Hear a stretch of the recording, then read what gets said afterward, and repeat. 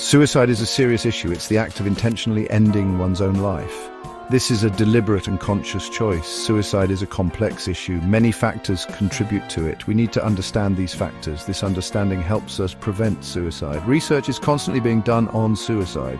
This research helps us understand the why behind suicide. It also helps us develop strategies for prevention and intervention.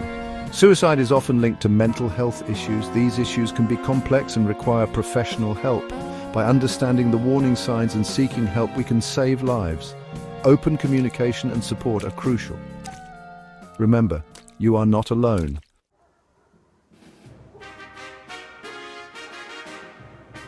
Suicide has a devastating impact. It affects individuals, families, and communities. The loss of a life is always tragic. Suicide leaves behind a ripple effect of pain and grief. Those left behind often struggle with guilt, confusion, and anger. They may wonder what they could have done differently. The emotional toll can be overwhelming. Support is crucial for those affected by suicide. Friends, family, and support groups can provide comfort and understanding. Professional help can also be invaluable. Therapists can help individuals process their grief and develop coping mechanisms.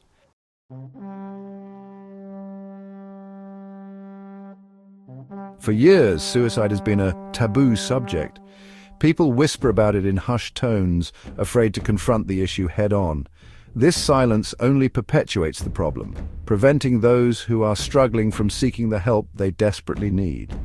The truth is, mental illness plays a significant role in suicide. Studies show that a staggering majority of those who attempt suicide have an underlying mental health condition. Sadly, many individuals suffering from mental illness never receive a diagnosis or proper treatment. This is due in part to the stigma surrounding mental health issues. This fear of judgment can have devastating consequences.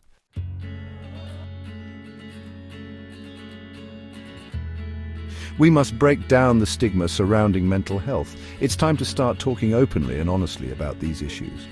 We need to create a culture where seeking help is seen as a sign of strength, not weakness. Education is key. We need to educate ourselves and others about the realities of mental illness. Mental health conditions are not a choice, and they are not something to be ashamed of.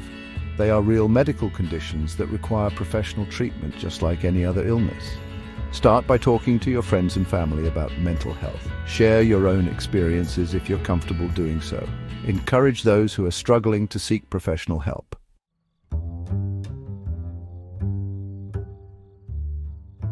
Many misconceptions about suicide prevent people from understanding its complexity and seeking help. Some believe that talking about suicide will plant the idea in someone's head, but this is simply not true. Openly discussing suicide can actually be a lifeline for someone struggling with suicidal thoughts. It allows them to express their pain, feel heard, and know they are not alone.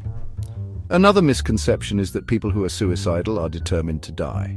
The truth is, most people who are suicidal are deeply ambivalent about dying.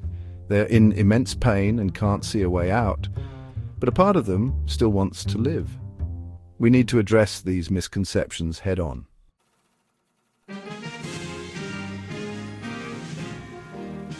When a suicide occurs, it's natural to search for answers. We ask ourselves, why did this happen? What could we have done to prevent it? These questions are understandable, but the answers are rarely simple. To gain a deeper understanding of suicide, we turn to psychological autopsies. These investigations examine the deceased's life history, mental state, and circumstances leading up to their death. Think of it like putting together a puzzle. We gather information from various sources: interviews with family and friends, medical records, personal writings, and more.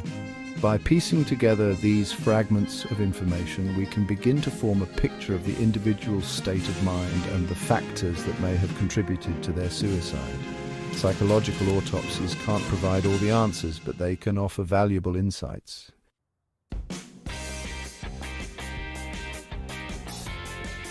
Myths and misconceptions about suicide are prevalent and harmful. They perpetuate stigma, prevent people from seeking help, and hinder our ability to effectively address this complex issue. One common myth is that people who talk about suicide are just seeking attention. This is simply not true. Talking about suicide is a cry for help. It's a sign that someone is in immense pain and needs support. Another misconception is that suicide happens without warning. While it's true that some suicides appear sudden, most individuals who die by suicide give warning signs.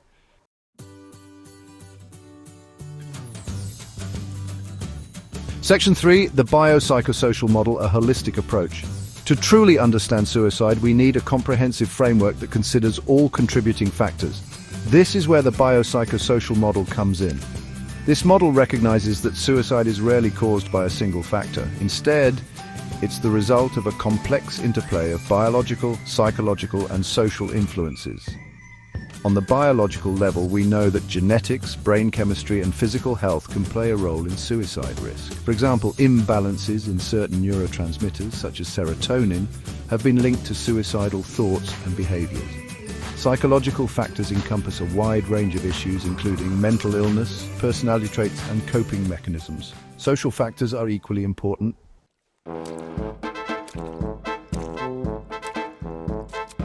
Section 1. The Faces of Suicide. Understanding the demographics. Suicide doesn't discriminate. It can touch the lives of people from all walks of life, regardless of age, gender, ethnicity, or socio-economic status. However, certain groups are statistically more vulnerable to suicide than others. By examining the demographics of suicide, we gain a clearer understanding of the populations most at risk and can tailor prevention efforts accordingly. Remember, statistics tell a story, but behind every number is a human life lost. For instance, men are more likely to die by suicide than women, even though women attempt suicide more frequently. This discrepancy is often attributed to the methods used, with men typically opting for more lethal means.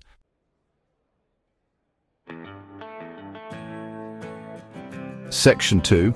College students, a generation at risk.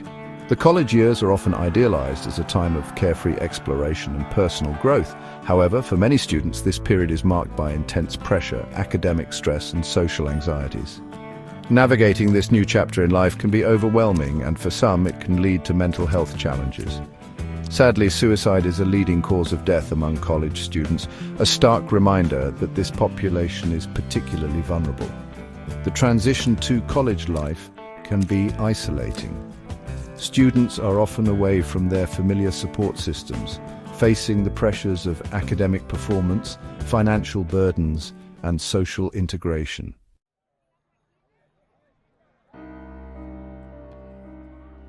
Military service demands extraordinary courage and sacrifice. Veterans put their lives on the line to protect our freedoms, and their service leaves an indelible mark on their lives. While many veterans transition successfully to civilian life, others carry with them invisible wounds of war.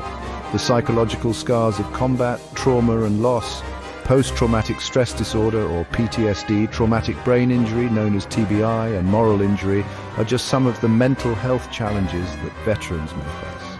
These conditions can manifest in a variety of ways, including flashbacks, nightmares, anxiety, depression, and difficulty adjusting to civilian life.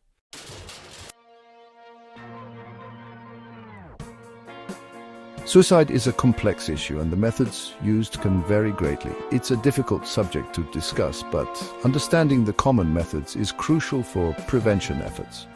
Firearms are tragically involved in a significant number of suicides. Their accessibility and lethality make them a major concern. Drug overdoses are another common method, often linked to untreated mental health conditions and substance abuse issues. Suffocation, including hanging, is a growing concern, particularly among certain age groups. It's important to note that discussing methods is not meant to sensationalize suicide, but to raise awareness and encourage prevention.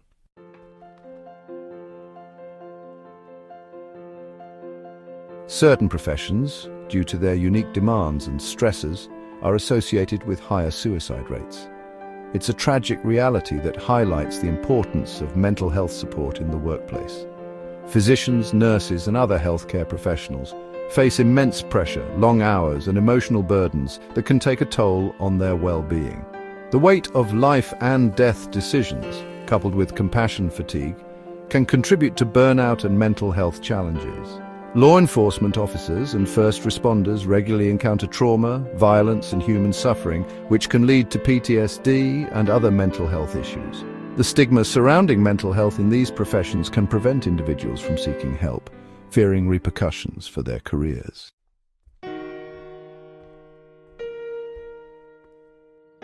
The ripple effect of suicide's impact on loved ones is profound.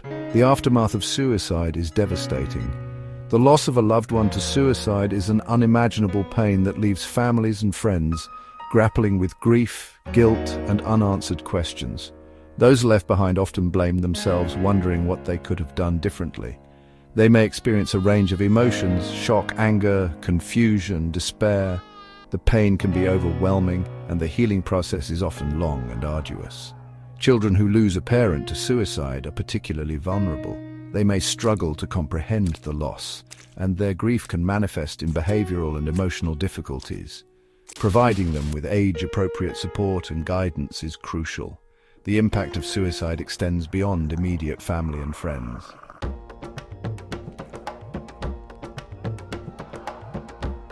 In the battle against suicide, we are all potential lifelines. Each of us can become a gatekeeper, someone trained to recognize the warning signs of suicide and connect individuals in need with life-saving resources. Gatekeeper training programs equip individuals with the knowledge and skills to identify those at risk. These programs teach participants how to approach someone who may be struggling, ask direct questions about suicide, and encourage them to seek professional help.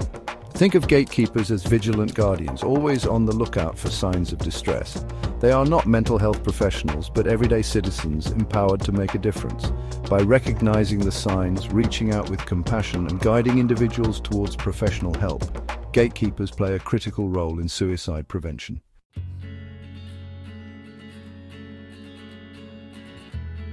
When someone is in the throes of a mental health crisis, immediate support can be the difference between life and death.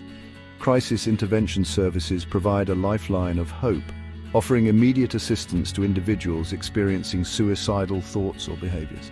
Suicide hotlines, crisis text lines, and mobile crisis teams are available 24/7, ready to respond to those in need. Staffed by trained professionals, these services offer a listening ear, crisis counseling, and referrals to mental health resources. Imagine a beacon of light cutting through the darkness of despair. That's what crisis intervention services represent for someone struggling with suicidal thoughts. These services provide a safe space for individuals to express their pain, explore their options, and develop a safety plan to navigate their crisis. The anonymity and accessibility of these services make them invaluable resources for those who may be hesitant to seek help elsewhere.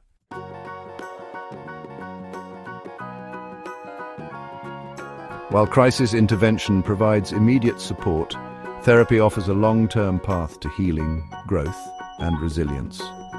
Working with a mental health professional can empower individuals to understand the root causes of their suicidal thoughts, develop coping mechanisms, and build a brighter future.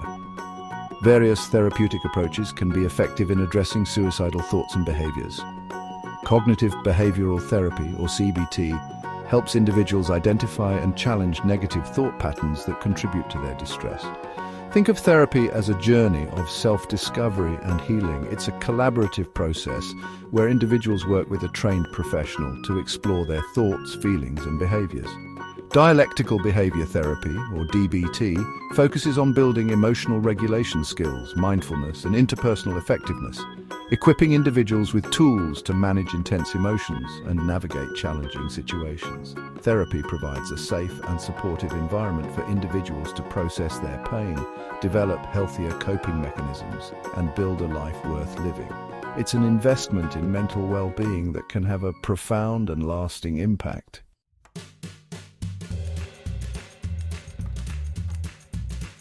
Suicide is a complex and multifaceted issue, often shrouded in silence and misunderstanding. We've journeyed together through the depths of this challenging topic, exploring its impact, causes, and potential avenues for prevention and healing. Remember, knowledge is power, and understanding is the first step towards creating a world where suicide is no longer a tragic reality.